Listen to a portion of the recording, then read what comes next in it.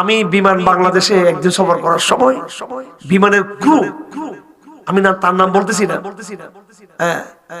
উনি একজন বয়স্ক পুরুষ, অনেক বছর ধরে তিনি বাংলাদেশ বিমানে তিনি চাকরি করতেছেন এবং বড় ফ্লাইটে চাকরি করেন, তিনি ইন্টারন্যাশনাল ফ্লাইটে তিনি থাকেন। তুই হঠাৎ করে তিনি আমাকে একদিন আমার সিট থেকে ডেকে নিয়ে গেলেন, আমাকে নিয়ে ওদের ভিতর রুমে নিয়ে গেছে আমাকে, যে আপনার সাথে আমার সাথে এসে কিছু কথা বলবে। তো উনি আমাকে নাস্তা পানি দিলেন, খুব ভালো ভেবে খাবার টাবার ভিতরে অন্যান্য যাত্রীদের থেকে একটু আলাদা করে দিলেন।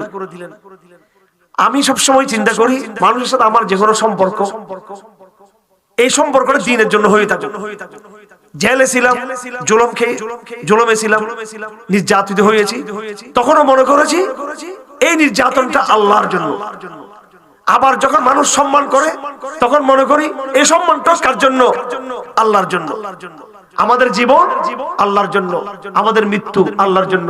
কুল ইন্না সলাতি ওয়া নুসুকি ওয়া মাহইয়ায়া ওয়া মামাতি লিল্লাহি রাব্বিল আলামিন।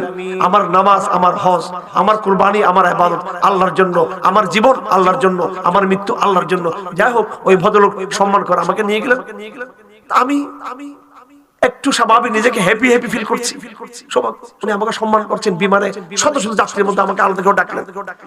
আমার টার্গেট কিন্তু হলো উনি আমাকে যে কারণে সম্মান করতেছেন নিশ্চয়ই দিনের কারণে, আমি কিছু দিনের ফায়দা তার কাছ থেকে উদ্ধার করি। দিনের ফায়দা মানে এই সুযোগে তার কাছ থেকে কিছু মাদ্রাসার চাঁদা নিয়ে নিই, মাহফিলের চাঁদা নিয়ে নিই। এটা আমি করি না। আমার নিজেরও মাদ্রাসা আছে, অনেকগুলো মাদ্রাসা আছে আমার। আমি কাউকে বলি নাই, কোনো মাহফিলে বলি নাই যে আমার মাদ্রাসা আপনার টাকা দিয়ে। আমি বরং তার কাছে জানতে চাচ্ছি, ভাই আপনি এত বছর এই বিমানে চাকরি করতেছেন, আকাশে উঠতেছেন, আপনার ফিলিংসটা কি বলেন দেখি, আপনার অনুভূতি কি? তিনি প্রায় 20-30 বছর বিমানে এরকম আকাশে উঠতেছেন। তিনি বললেন যে বিমানে আমার সবচেয়ে বড় ফিলিংসটা হলো যে বিমান যখন নাকি বাংলাদেশ থেকে কানাডার দিকে রওনা দেয়, বাংলাদেশ থেকে যখন আমেরিকার দিকে যাওয়া রওনা দেয়, বাংলাদেশ থেকে যখন সেটা ব্রিটেনে যায়, সৌদি আরবে যায়, তখন একদম যখন শেষ